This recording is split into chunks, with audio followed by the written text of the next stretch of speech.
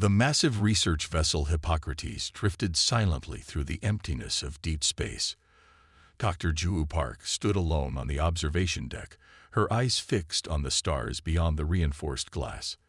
3 months into their mission to study exoplanetary bacterial samples, the routine had become almost mechanical. Wake up, run tests, document findings, sleep, repeat. Dr. Park to the bridge. Urgent. The captain's voice crackled through the intercom, breaking her moment of peace. When Ju arrived at the bridge, she found the crew huddled around the main console. Captain Tahoe's normally composed face showed concern as he motioned her forward. "We picked up a signal. Not human. Not anything we've ever recorded," he said, gesturing to the communication officer. Officer Yunha pressed a button, and a series of mathematical pulses filled the room. They came in regular patterns. Prime numbers, followed by the first digits of pi, then a sequence representing basic elements on the periodic table. "It's intelligent, and it's a distress call," Yunha said quietly. Ju felt her heart race. First contact. The words humanity had both hoped for and feared for generations. "Where is it coming from?"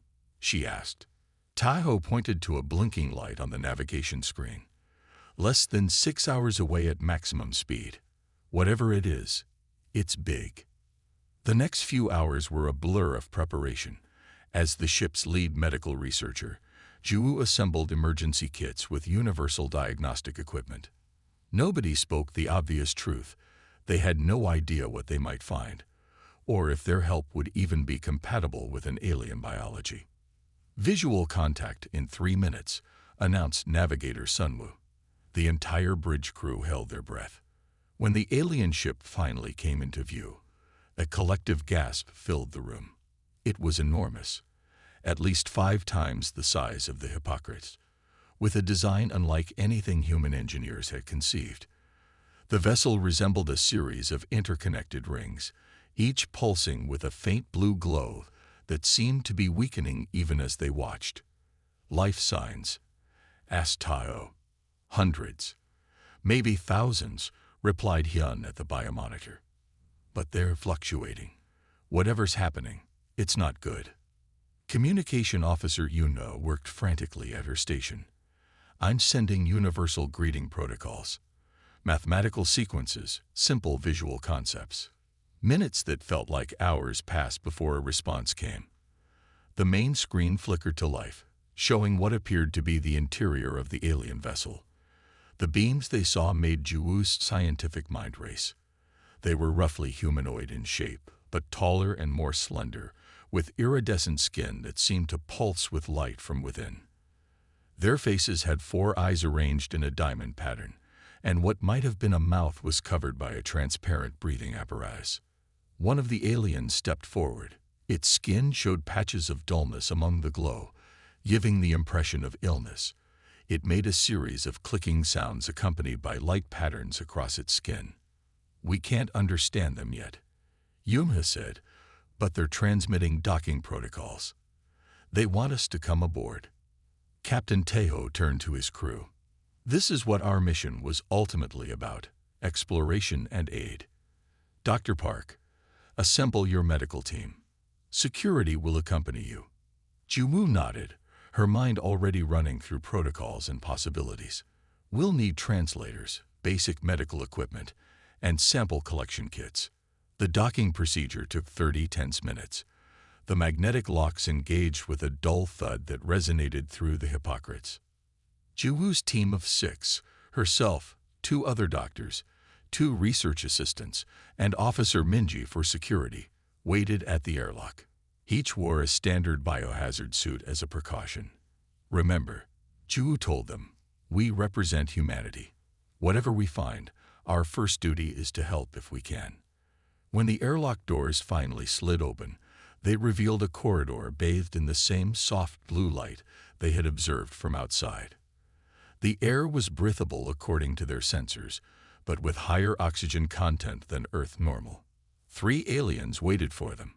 Up close, Juwoo could see that their skin wasn't simply glowing but contained intricate patterns that changed subtly, almost like a visual language. Two appeared strong, but the third's glow was noticeably dimmer, with patches that barely illuminated at all.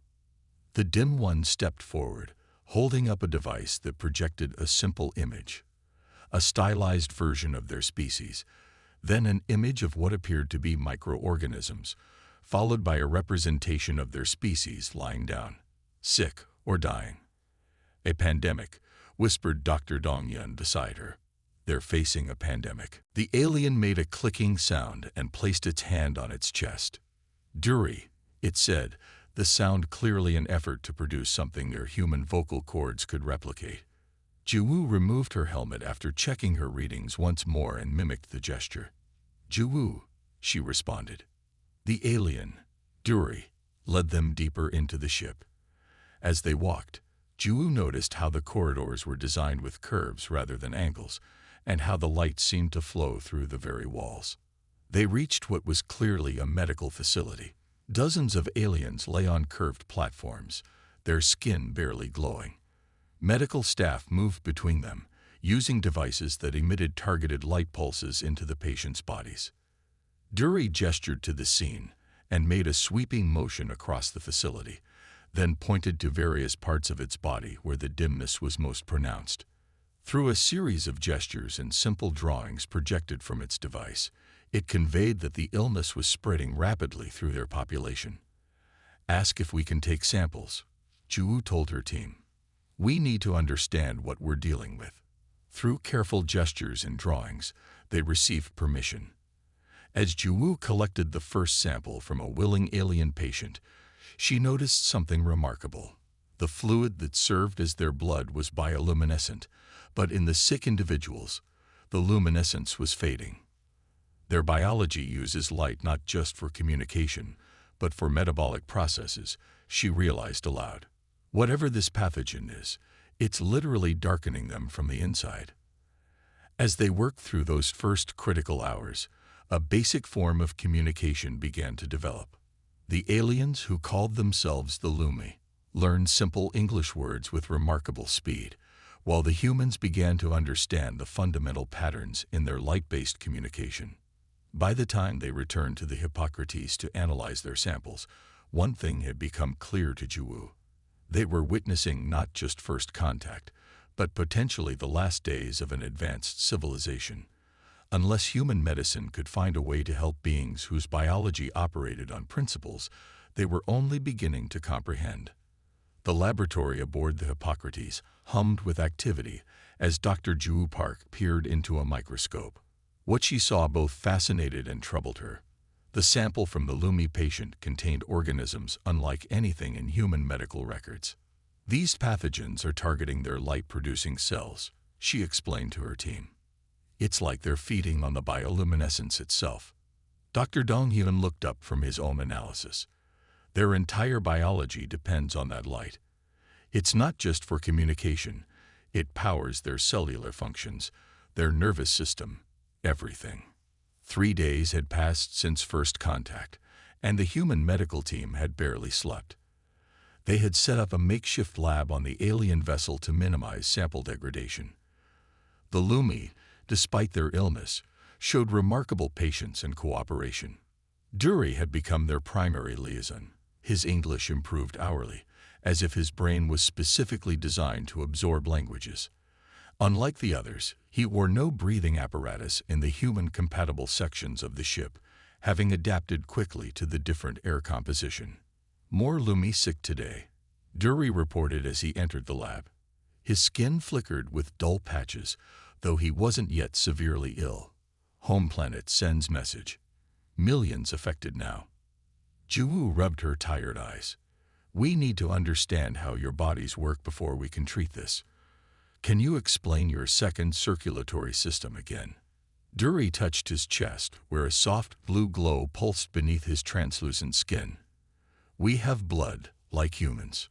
Red, carries oxygen." He then traced a pattern of light that ran up his arm. "We also have light channels. Carry energy. Connect mind to body. When dark comes," he pointed to a dim patch, "body functions stop."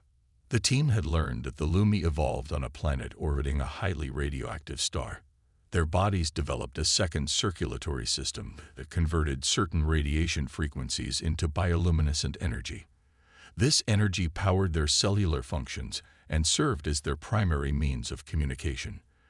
The patterns of light that rippled across their skin conveyed emotions and complex ideas faster than speech. "It's brilliant," Minji remarked. "They literally wear their thoughts on their skin. And now they're going dark," Juwu said grimly. "One system at a time." In the main medical bay of the Lumi ship, more patients arrived hourly. The worst cases lay nearly dark, with only faint pulses of light occasionally flickering across their bodies. Lumi doctors moved between them, using devices that directed concentrated light into the patient's failing systems, a temporary measure that bought time but couldn't stop the progression.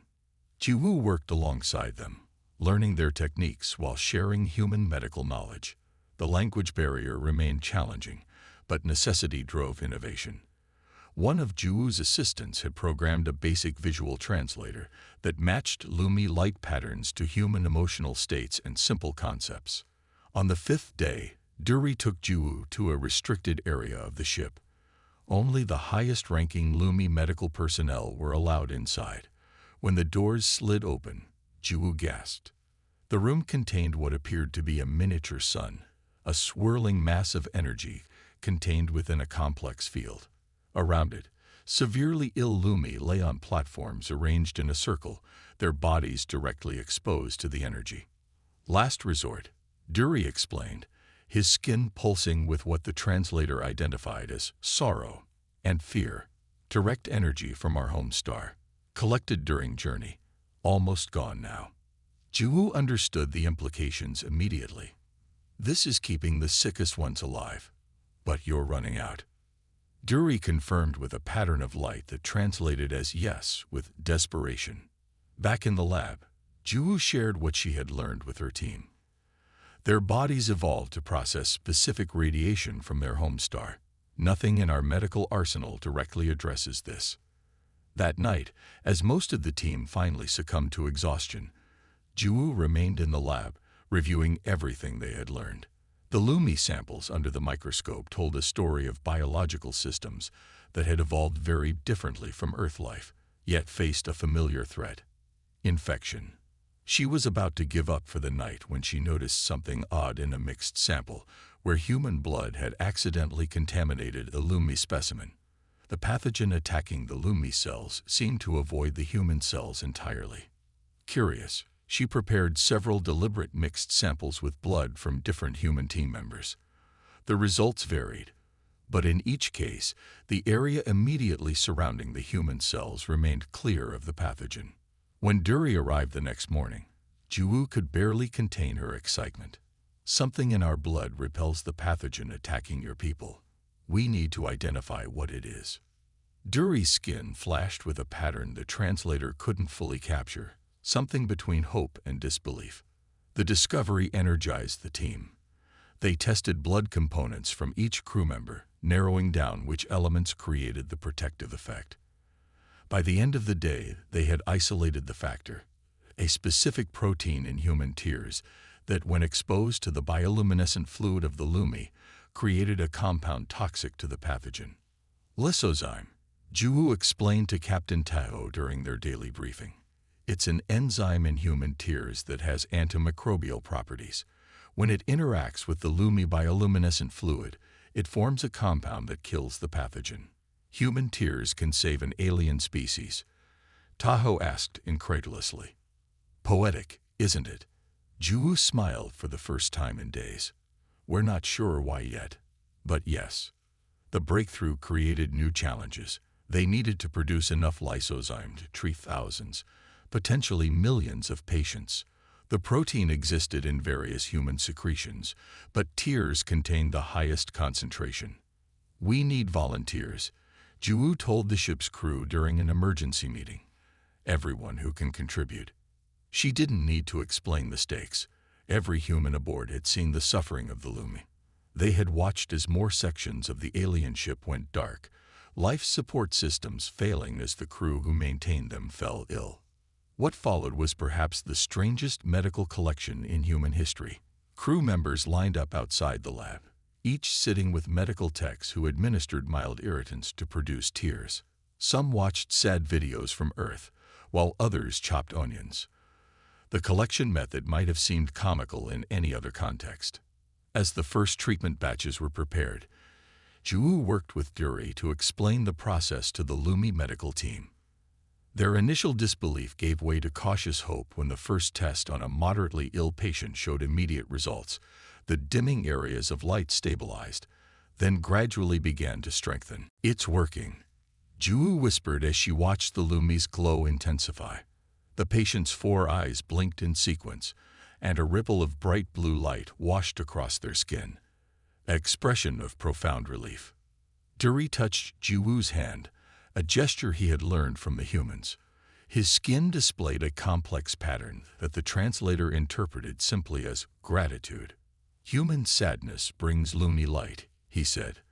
"Our people's connected now. Forever."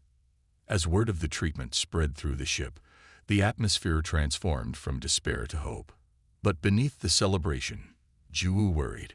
They had found a treatment, but the entire human crew couldn't produce enough tears to save an entire civilization. They needed something more, a way to synthesize the compound on a massive scale. The real challenge was just beginning. The medical bay aboard the Hippocrates had transformed over the past 2 weeks. Equipment from both species now filled the space, creating a strange hybrid of human and Lumi technology. The soft blue glow from Lumi light panels mixed with the harsh white of human LEDs. In the center of it all, Dr. Juwoo Park hunched over a workstation, her tired eyes burning from lack of sleep. "The synthesis isn't working," she muttered, pushing away another failed sample. "We can create the compound in small batches, but it breaks down when we try to scale production." Beside her, Dury's skin flickered with concern. His English had become nearly fluent, though his light patterns still conveyed more nuance than his words. "More Lumi ships report outbreaks. Home planet says 20 million now infected." The weight of those numbers pressed down on Juwoo. The treatment worked. They had successfully treated over 100 patients on the ship, but they needed to produce it in vastly larger quantities. The entire human crew donating tears around the clock couldn't save even a fraction of the infected population. Dr. Donghyun approached with a fresh cup of coffee. "You need to rest, Juwoo. You've been awake for 36 hours. "I'll rest when we solve this," she replied, taking the coffee gratefully. There has to be a way to synthesize the compound artificially. As she sipped the bitter liquid, Juwoo's gaze wandered to a corner of the lab where several Lumi children were receiving treatment. Unlike adult Lumi, whose light patterns were complex and structured, children's lights flowed in simple, playful waves. One child, recently recovered, was making light patterns that caused the others to flash in what Juwoo had learned was laughter. Something about the children's light patterns triggered a thought. "Dury, how do Lumi children develop their light communication? Is it innate or learned?" Dury seemed surprised by the question. "Both. We born with basic patterns, learn complex ones as we grow." "Why?" "And the patterns, are they just communication, or do they serve another purpose?" "Patterns strengthen light channels. Exercise for system." Dury tilted his head. "Like your human muscles need movement." Juwoo set down her coffee, a new idea forming. "Show me the simplest pattern a Lumi child makes." Dury's skin rippled with a gentle wave of light that started at his chest and flowed outward to his limbs. The pattern reminded Juwoo of a heartbeat spreading through the body. "That's it," she exclaimed, startling everyone in the lab. "We've been approaching this all wrong." She hurried to her microscope and prepared a new slide with a sample of the effective treatment. "Look at this," she told her team as they gathered around. "The lysozyme isn't just killing the pathogen, it's strengthening the light channels themselves, making them resistant to infection." Donghyun peered through the microscope. "Like a vaccine." "More like an immune system booster," Juwoo explained. "The reason it works better in children is because their light channels are still developing, still flexible." She turned to Dury with renewed energy. We don't need to produce enormous quantities of the treatment. We need to create a modified version that can replicate within the Lumi body, teaching your light system to produce its own protection. For the next 3 days, the combined human-Lumi team worked tirelessly on the new approach. They used genetic material from recently recovered Lumi children, whose systems showed the strongest response to the treatment, and combined it with modified lysozyme proteins. The work was delicate and frustrating. 4 attempts failed completely. The 5th showed promise but caused painful side effects in the test cultures. By the 6th attempt, Juwu was running on stimulants and determination alone. "This has to work," she murmured as she prepared the latest version for testing. Her hands shook slightly from exhaustion. Yunha, who had joined the medical team to help with the increasing workload, placed a steadying hand on Juwu's shoulder. "Let me do this part. You need a break." Reluctantly, Juwu surrendered the sample and walked to the observation window. Outside, the stars seemed impossibly distant and cold. Somewhere among them was the Lumi homeworld, its cities going dark one by one as the infection spread. She was startled from her thoughts by a commotion in the lab. Turning, she saw her team gathered around a display, their faces illuminated by its glow. "Juwu, come see this," Donghyun called, his voice carrying an excitement she hadn't heard in weeks. The display showed a culture of infected Lumi cells treated with their newest formula. Unlike previous attempts, where the treatment simply killed the pathogen, this one showed something remarkable. The light channels within the cells were actually growing stronger, developing new connections that the pathogen couldn't penetrate. "It's not just treating the infection," Juwu said in awe. "It's teaching the cells to rebuild themselves."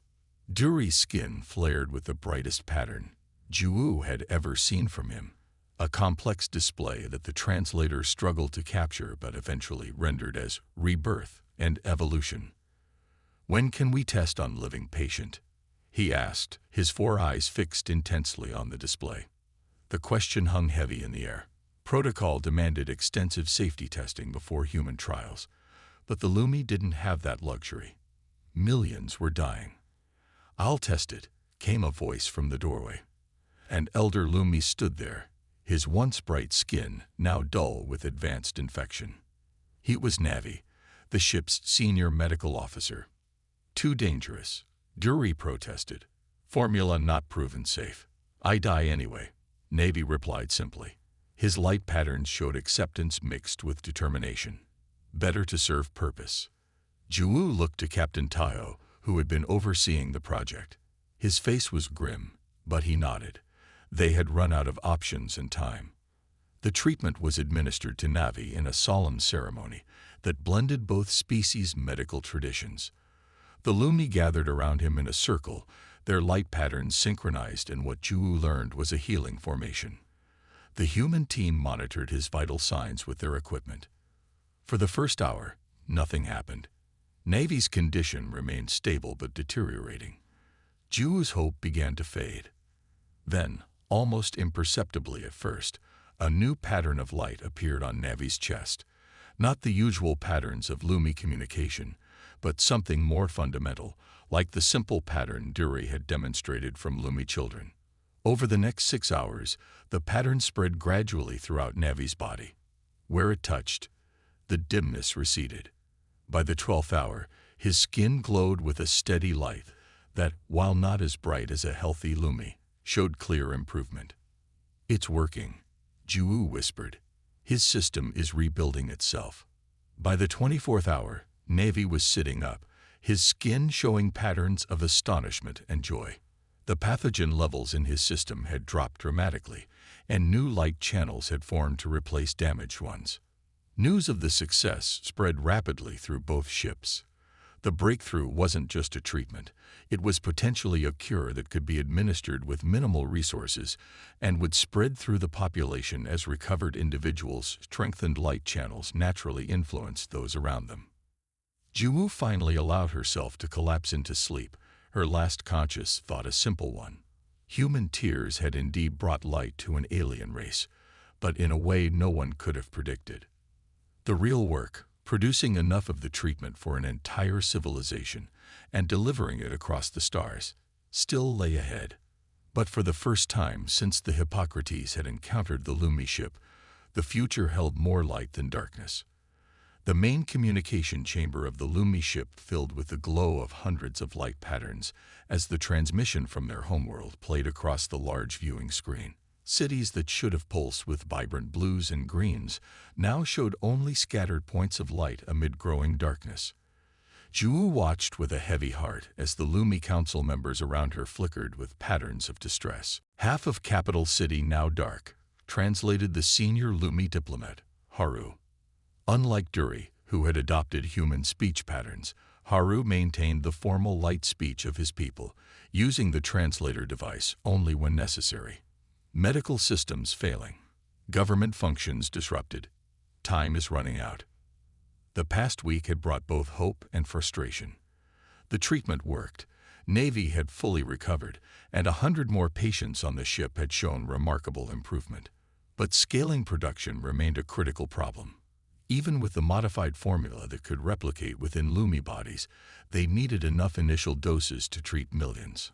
Captain Tahoe stepped forward. "We've contacted Earth. They're sending 3 medical ships with production facilities, but the nearest is 2 weeks away." A ripple of dim light patterns spread through the Lumi Council, the equivalent of desperate murmurs. 2 weeks too long," Haru said. "Millions more will be dark by then." Ju shared their concern. The latest reports showed the infection spreading faster than predicted. The pathogen was evolving, becoming more efficient at draining the Lumi light channels. "There might be another way," she said, drawing everyone's attention. "The Lumi have technology we don't, particularly in biological engineering. If we combine your biomanufacturing capabilities with our formula, we might be able to produce enough treatment here." The proposal created immediate tension. While some Lumi flashed patterns of agreement, others displayed sharp, angular patterns that the translator identified as caution and danger. Haru's light pattern became formal and constrained. "What you suggest requires sharing genetic technology. Our highest law forbids this. Too dangerous in wrong hands. Without it, your people will die," Ju countered. The debate lasted hours. The Lumi Council retreated to discuss privately, their light patterns hidden behind closed doors. Meanwhile, the human team received troubling news from the medical bay. "A pathogen is adapting," Donghyun reported, showing Ju the latest samples. "Patients who were improving yesterday are relapsing today. The formula needs to be updated." Ju felt crushed between impossible constraints. They needed more of the treatment, an improved version of the treatment, and access to technology they weren't allowed to see. When the Lumi Council returned, their decision was clear from their dimmed patterns. "Request denied," Haru announced. "Genetic technology remains restricted. We will wait for Earth ships." Captain Tahoe's face hardened. "Dr. Park, a word please." In the privacy of a small conference room, Tahoe revealed news that made Juwoo's blood run cold. "We just received orders from Earth. The Planetary Council is concerned about sharing human biological material with an alien species. They're ordering us to provide basic humanitarian aid only, no further sharing of human genetic material or medical technology." "That's absurd," Juwoo protested. "We can't just watch them die when we have the means to help." "Politics," Tahoe said grimly. "They're worried about creating dependency or giving away biological secrets. We're ordered to return home within 72 hours. Juwoo felt her world collapse. After everything they'd accomplished, bureaucrats light years away were going to undo it all with a single order. That night, she couldn't sleep. The faces of the recovering Lumi children haunted her thoughts. They had come so far, found a solution that worked, only to be stopped by fear and politics on both sides. A soft knocking interrupted her thoughts. When she opened her cabin door, she found Duri waiting outside, his light patterns muted to avoid drawing attention. "Come," he whispered. "Important to show you something." Curious and desperate for any solution, Ju followed him through rarely used corridors of the Lumi ship. They descended several levels, far deeper than she had previously explored. "This place restricted," Dury explained as they reached a heavily secured door. "Only highest medical officers allowed." He placed his hand on a sensor, and the door slid open to reveal a vast chamber filled with what looked like enormous transparent pods. Each contained a swirling mixture of bioluminescent fluid. "Genetic engineering facility," Dury said, "where new medical treatments created for Lumi." Ju gasped, understanding the risk Dury was taking by bringing her here. "Why are you showing me this?" "Navy gave access code. He say Lumi council wrong. Human help is only way." Dury's skin flickered with determination. "I risk everything to show you. Can you make treatment here, if I help?" The ethical dilemma tore at Ju. She was being asked to violate direct orders from Earth and to use restricted alien technology without permission from its owners. If discovered, her career would be over. She might even face criminal charges. But the alternative was watching millions die from a disease they could cure. "Yes," she finally said, "but we'll need help from the rest of my team." What followed was the most intense 48 hours of Juwoo's life. Working in secret, a small group of human scientists and loyal Lumi medical staff used the advanced biomanufacturing equipment to create the improved treatment formula. The Lumi technology allowed them to produce in hours what would have taken weeks with human equipment. As they worked, Dury received increasingly dire reports from the homeworld. Government functions were failing as officials fell ill. Medical facilities were overwhelmed. In some cities, the light had dimmed so much that basic infrastructure was failing. "We're racing against time," Ju told her team as they prepared the first large batch of treatment. "And if we're caught before it's ready." She didn't need to finish the sentence. Everyone understood the stakes. The crisis came sooner than expected. They had just completed the first production run when alarms blared throughout the facility. The main door slid open to reveal Haru with the security team, their skin patterns flashing with what could only be interpreted as anger. "Violation of highest law," Haru stated, while the security team moved to secure the facility. Both species betrayed trust. Captain Tejo arrived moments later, his face ashen when he saw what was happening. "Dr. Park, what have you done?" "We received notice from Earth. They're sending a military vessel to escort us home. Any unauthorized technology transfer is considered a breach of first contact protocols." The room erupted in accusations and explanations.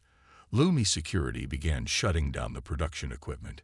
Human crew members argued among themselves about loyalty and duty versus moral obligation. In the midst of the chaos, Dury suddenly moved to the central control panel and initiated a ship-wide broadcast. His skin blazed with the brightest light patterns Ju had ever seen from him, commanding attention. "Stop." His voice rang out in both human language and Lumi light patterns. "While we argue, our people die. Look." He transferred the latest images from the Lumi homeworld to the main display. The darkness had spread to over half the planet. Where once cities glowed like constellations, now only isolated points of light remained. "Human tears saved me," Dury continued. "Human science can save us all. Our ancient law is worth more than living light." Silence fell across the chamber. In that moment of quiet, a weak light pattern flickered from the doorway. Navy entered, fully recovered but visibly exhausted. "I gave authorization," he announced to the shocked council members. "Punishment is mine to bear, but treatment works. See me standing. See children healing." He turned to Haru. "You speak of law. Elder, I speak of survival. Without humans, there will be no Lumi left to uphold any law."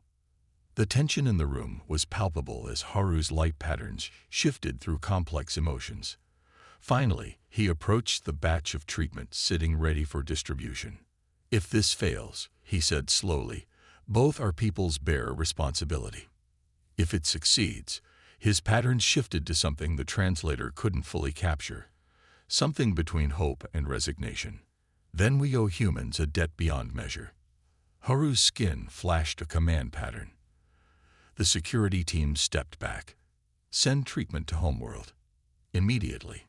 As the Lumi rushed to prepare the treatment for transport, Captain Tahoe pulled Juwu aside. Earth won't be pleased. We've directly violated orders. Juwu met his gaze steadily. Some orders shouldn't be followed. I'll accept whatever consequences come. Tahoe's stern expression softened slightly. I'll do what I can to explain. But be prepared. When we return home, the reception may not be what you'd hope for. As the first shipment of treatment launched toward the Lumi homeworld, Juwu watched from the observation deck. The small transport vessel glowed with the same soft blue as its creators as it accelerated into the darkness of space, carrying with it the hopes of two very different species. Whether they had just saved a civilization or created a diplomatic crisis that would echo through human history remained to be seen. But watching Duri's light patterns pulse with renewed hope, Juwu couldn't bring herself to regret their choice.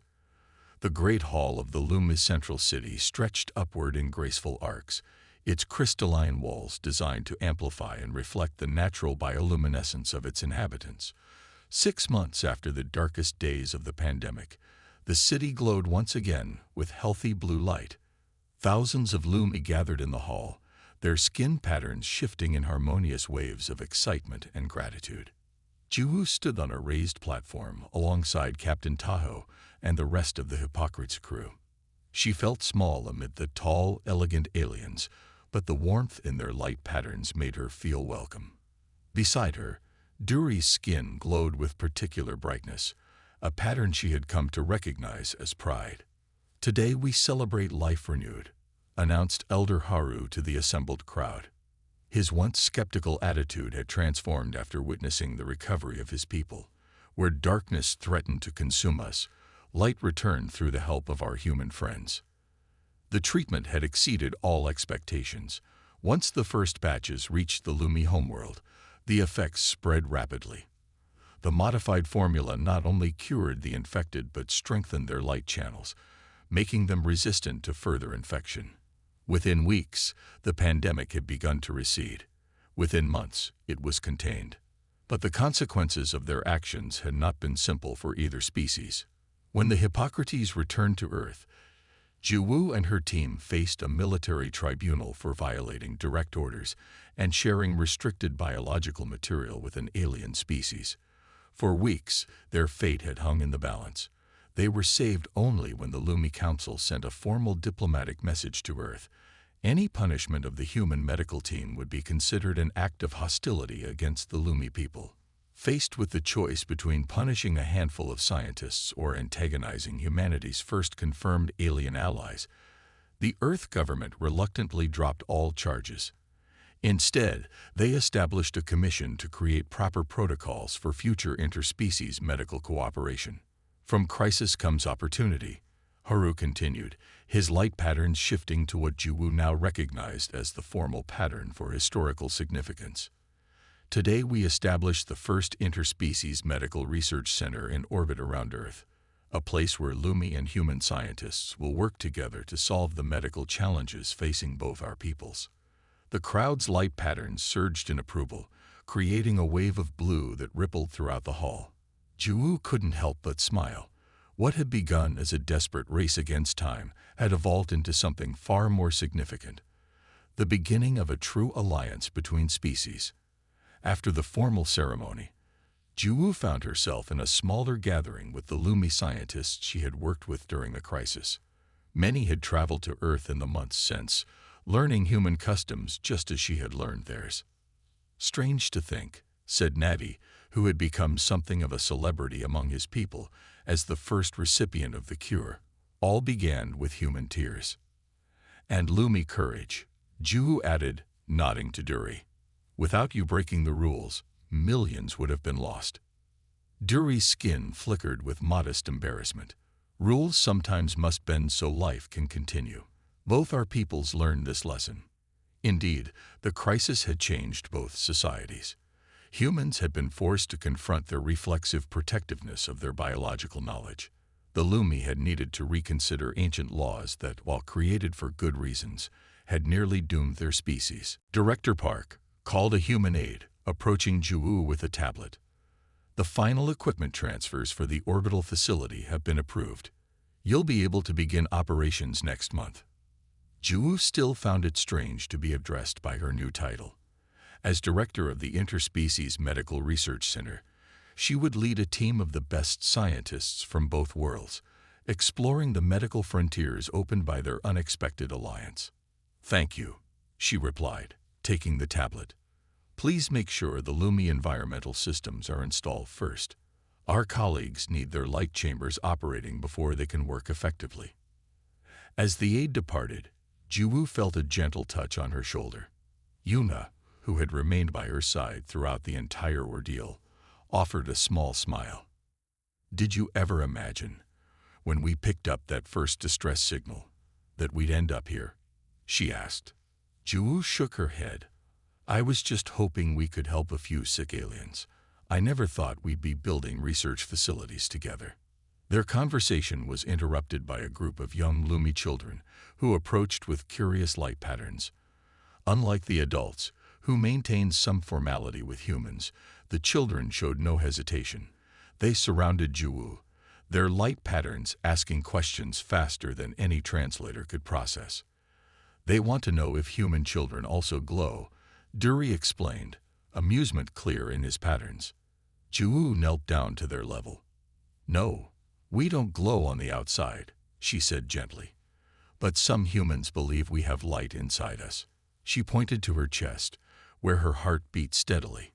"Energy, like yours, but different." One brave child reached out and placed a slender hand over Ju's heart. The child's skin brightened with surprise, feeling the rhythm beneath. "Beat light," the child said in halting English, proud to use the new words. "Human beat light." The simple phrase caught the attention of nearby adults. "Beat light," repeated Haru thoughtfully. "Perhaps not so different after all." Later that evening, as the celebration continued under the twin moons of the Lumi homeworld, Ju stood on a balcony overlooking the now bright city. Stars shimmered above, some perhaps hosting other civilizations facing their own crisis. Captain Teho joined her, offering a cup of something that resembled tea but glowed softly in the darkness. "Lume ceremonial drink," he explained. "Perfectly safe for humans. They say it helps you see light patterns more clearly." Ju accepted the cup gratefully. "Do you ever wonder what would have happened if we had followed orders? If we had just left them to face this alone?" Tahoe looked out over the glowing cityscape. "I wonder. But then I look at this." He gestured to the vibrant metropolis below. "And I know we made the right choice." "The research center will change everything," Ju said. "What we learn from each other. The possibilities are endless." "That's why they chose you to lead it," Tahoe replied. "You saw beyond the differences to what connected us." As they spoke, a group of Lumi and humans passed by, engaged in animated conversation. The humans were trying to mimic Lumi light speech with small handheld lights, while the Lumi attempted human expressions and gestures. Both groups dissolved into laughter at their mutual mistakes. "Look at them," Ju said softly. 6 months ago, we didn't know the other existed." In the city below, a new pattern of lights began to spread, a nightly ritual the Lumi had recently revived from ancient traditions. Each family would shine their brightest patterns toward the sky in gratitude for another day of light. The effect was breathtaking as thousands of individual lights merged into a tapestry of shifting color. But this night was different. Mixed among the traditional Lumi patterns were new ones, simpler, steady lights in windows and on rooftops. The humans living and working in the city had joined the ritual, adding their own lights to the celebration. "They've adapted the ritual to include us," Tahoe observed. "And we've adapted to them," Ju replied, noticing how naturally she now read the light patterns around her. As darkness fell completely, the combined lights of humans and Lumi rose toward the stars, a beacon that could be seen from orbit. Two species, once strangers, now united in light. Dury joined them on the balcony, his skin glowing with contentment. In old Lumi stories, he said, Universe begins with single point of light in darkness. From one light, all others born. He gestured to the blended lights of the city below. Perhaps this is new beginning. Ju couldn't help but think of the tears that had started it all. A simple human protein meeting alien biology in just the right way to create something neither species could have achieved alone. New beginnings, she agreed, raising her glowing cup in a toast. For both our worlds.